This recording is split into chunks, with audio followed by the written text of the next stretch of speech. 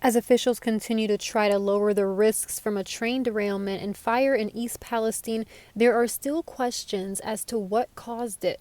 In a press conference Sunday, the National Transportation Safety Board shared what it believes to be the cause.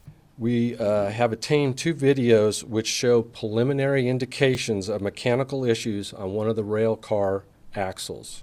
This is known as a hot box, a term used for when a wheel bearing is overheating on a rail car. In this case, the overheating led to a fire, which then led to the derailment. Now, former State Rep Bob Hagan spent 50 years in the railroad industry, and he explained to me that there are hot box detectors, which will alert a conductor if one of the rail cars is overheating and let them know to stop the train.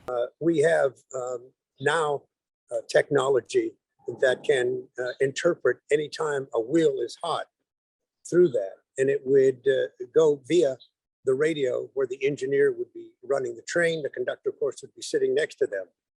The hotbox indicator would also indicate the exact location of that wheel. Graham says the train did drive through one of these detectors shortly before the derailment. We can say the crew did receive an alarm from a wayside defect detector shortly before the derailment, indicating a mechanical issue.